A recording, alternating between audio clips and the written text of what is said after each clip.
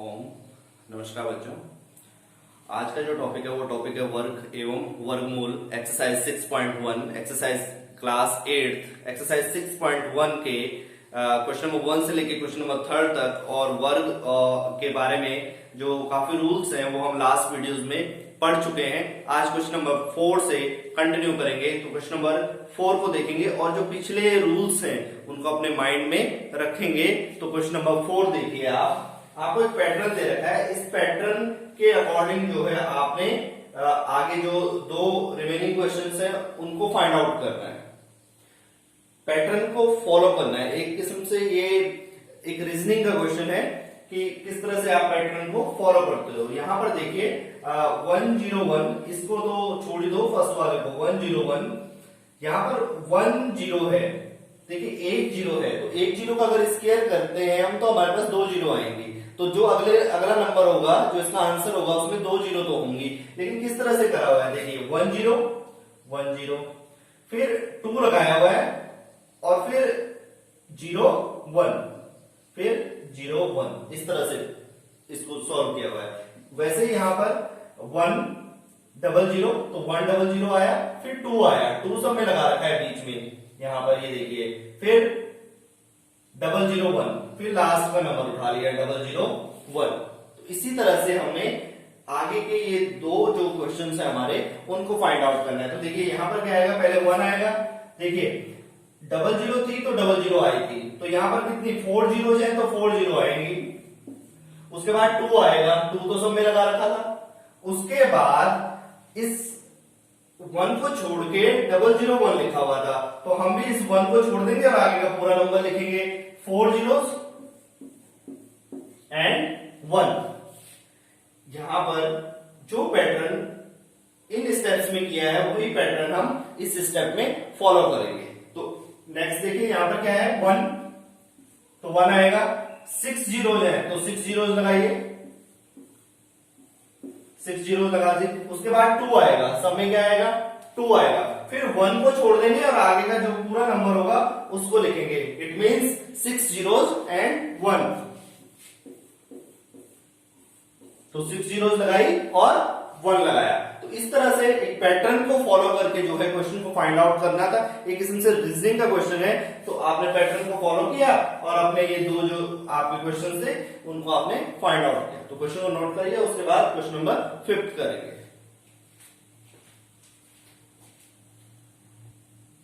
Question number 5 को अपनी book में देखेंगे। क्वेश्चन नंबर 5 एक पैटर्न बेस्ड क्वेश्चन है। इस पैटर्न को फॉलो करके आपने यहाँ पर एक रिमेनिंग जो प्लेस ये है और दूसरा रिमेनिंग प्लेस ये है, इसको फाइंड आउट करना है। यहाँ पर देखिए 11 जैसे 1 to 1 2 है बीच में और लास्ट में 1 है, मतलब यही नंबर है। तो यहाँ पर भी देखिए 1 तो फर्स्ट एंड लास्ट प्लेस तो वही है। बीच में देखिए 101 का स्क्वायर कैसे कर रहा है, 10 20 एंड 1, फिर 10 101 10 20 30 201। यहां पर क्या कर रहा है 1, देखिए 2 जीरो था तो 3 तक लेके जा रहा है, 103 तो 2 तक लेके जा रहा है। तो अब 3 जीरोज हैं तो कहां तक लेके जाएगा, 4 तक लेके जाएगा। इट मींस 10 20 30 40 और उसके बाद रेसिप्रोकल, देखिए 1 2 3, उसके बाद फिर 2 1, तो यहां पर 1 2 3 4 0, फिर क्या जाएगा 3 0 2 0 एंड 1 0 2 0 एंड यहां पर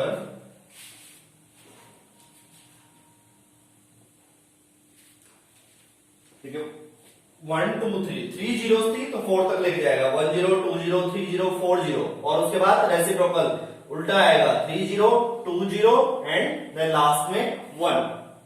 उसके बाद यहां पर देखिए, यहां पर आपने इधर वाला नंबर निकालना है, लेफ्ट हैंड साइड निकालनी है। तो यहां पर 10 20 30 40 50 तक है। कहां तक है, 50 तक है। इट मींस 4 जीरोस तक होंगी। यहां पर 4 तक था तो 3 जीरोस थी हमारे बीच 1 के बीच में। यहां पर 5 है तो कितनी होंगी, 4 होंगी। इट मींस 10 10 10 एंड 10 लास्ट में 1 का स्क्वायर। यहाँ पर देखिए 1 2 3 4 जीरो आ गई तो हमारा ये 5 जीरो तक जाएगा। तो इस तरह से पैटर्न को फॉलो करके आपने क्वेश्चन को फाइंड आउट करना है। इसके बाद नेक्स्ट क्वेश्चन करेंगे, क्वेश्चन नंबर 6।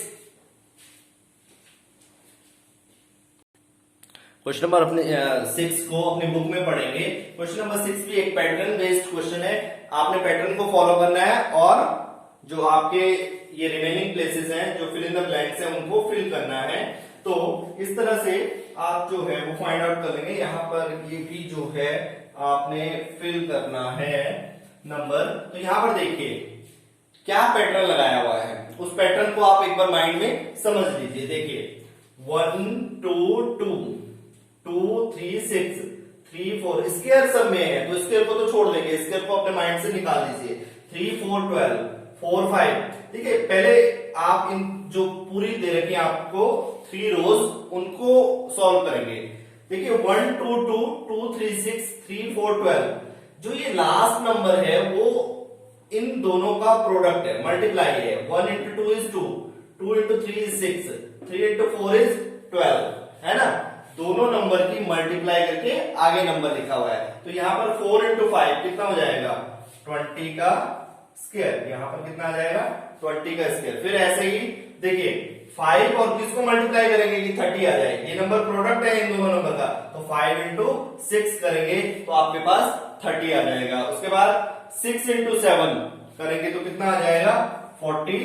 तो आपने ऊपर से देखा कि ये क्या थी, जो लास्ट नंबर था वो फर्स्ट 2 नंबर्स की का मल्टीपल था, मल्टीप्लाई थी। 1 into 2 is 2, 2 into 3 is 6, 3 into 4 is 12। तो यहाँ पर 4 into 5 किया तो कितना आ गया, 20। 5 into कितना करेंगे कि 30 आ जाए, तो 5 into 6 किया, 6 into 7 is 42। तो इस तरह से ये प्लेस हो गया। अब एक ये रह गया यहाँ पर। अब देखिए यहाँ पर 2 है, यहाँ पर 3 है, 6 है, 7 है, 12 है, 13 है, 20 है, 21 है, 30 है, 31 है। इट मीन्स एक नंबर क्या है, ज्यादा है सब में।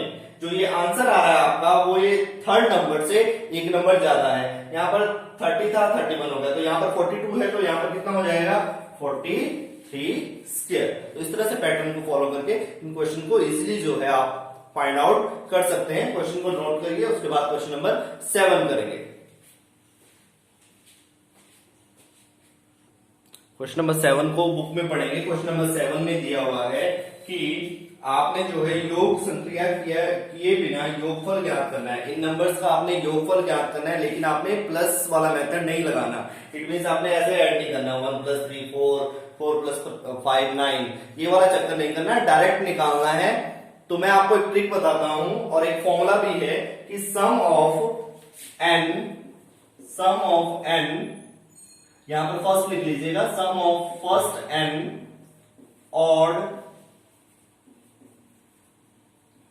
Consecutive numbers is equal to n square. बस ये फॉर्मूला आपने माइंड में रखना है। जो पहले कंजिक्यूटिव होती है सतत संख्याएं, जो एक के बाद एक आती हैं, जो पहली n विषम संख्याएं होंगी उनका जो आप योग करेंगे तो आप n को निकाल लेंगे, n स्क्वायर आ जाएगा। आपका आंसर कितना आ जाएगा, n स्क्वायर। तो यहां पर आप n निकालिए, n कितना है, 1 2 3 4 5, n 5 है आपका, तो इसका सम कितना आ जाएगा, आपने योग करना है सबका n स्क्वायर। इट मीन्स 5 का स्क्वायर, 5 का स्क्वायर 25। बस आपने ये संख्याएं गिन लेनी है कि कितनी है।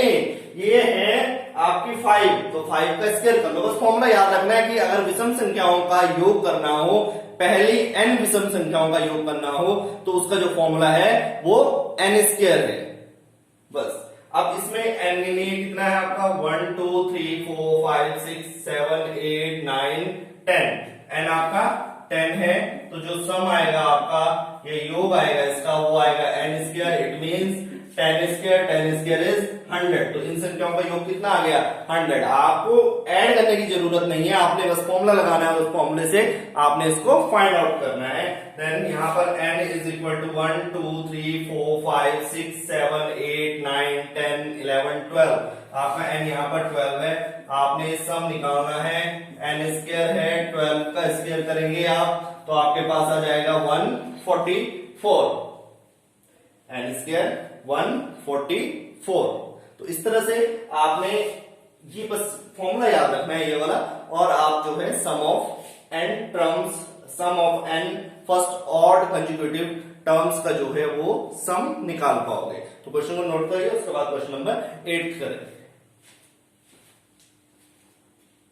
क्वेश्चन नंबर 8 को बुक में पढ़ेंगे। क्वेश्चन नंबर 8 में ये दो नंबर्स दे रखे हैं, 2 पार्ट्स है, और इन्हें क्या रखा है कि इन्हें विषम संख्याओं के योग के रूप में लिखो।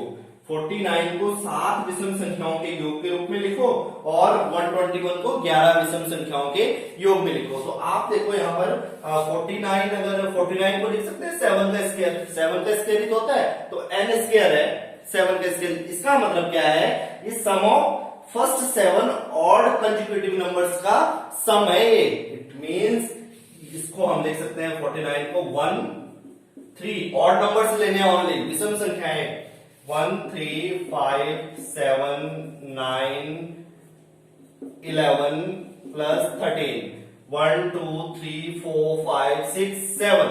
तो ये 7 नंबर्स हैं जिन्हें आप ऐड करोगे तो आपके पास 49 आ जाएगा। उसके बाद 121 को लिख सकते हैं 11 का स्क्वायर, n स्क्वायर, n आ गया आपका 11। इसका मतलब क्या है कि जो ये 121 है वो sum of first 11 consecutive odd numbers का सम है।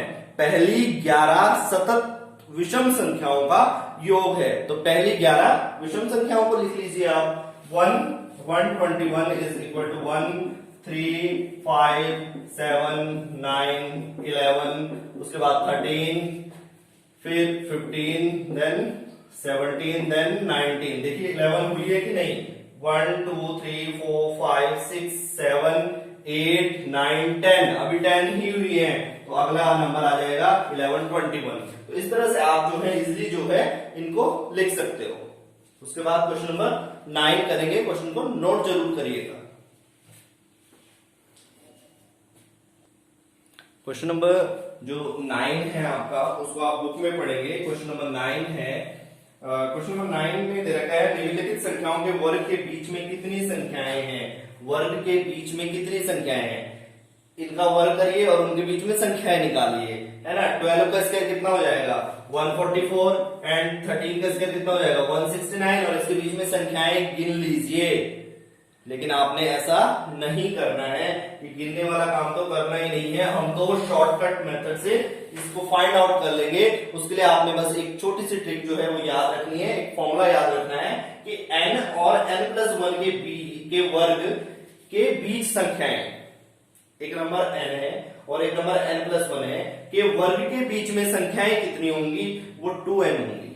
कितनी होंगी 2n होंगी। बस आपने ये लगा लेना है, ये n है, ये n+1 है, मतलब 12+1 13 है। यहाँ पर n कितना है 12 है, तो इनके वर्ग के बीच में संख्याएं कितनी हो जाएंगी 2 इंटू n। n कितना है यहाँ पर 12, 2 इंटू 12 इज 24। देखिए आप गिनने की जरूरत नहीं पड़ी, आपने बस ये फॉर्मूला लगाया और उससे आपने सॉल्व कर लिया। यहाँ पर 25 और 26 के बीच के वर्ग के बीच में स्क्वायर, वैसे तो आप करेंगे तो 25 का 625 आएगा, इसका 676 आएगा। आप बैठ के गिनते रहो, लेकिन हमने गिनना नहीं है, हमने तो फॉर्मूला लगाना है 2n। n यहाँ पर 25 है, 2 इंटू 25 इज 50।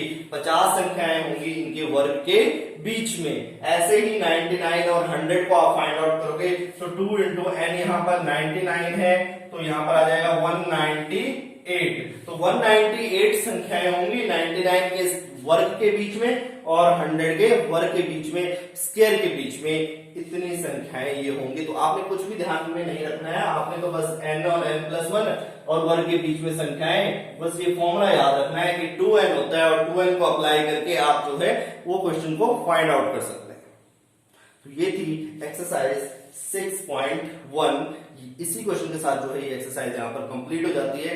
नेक्स्ट वीडियो में मिलेंगे एक नेक्स्ट एक्सरसाइज के साथ। तब तक आप जो है प्रैक्टिस करते रहें, प्रैक्टिस करना बिल्कुल भी ना भूलें, क्योंकि जैसे ही लॉकडाउन खत्म होगा वैसे ही आपका इन एक्सरसाइजेस का टेस्ट भी जरूर होगा। सो प्रैक्टिस करते रहें। Thank you.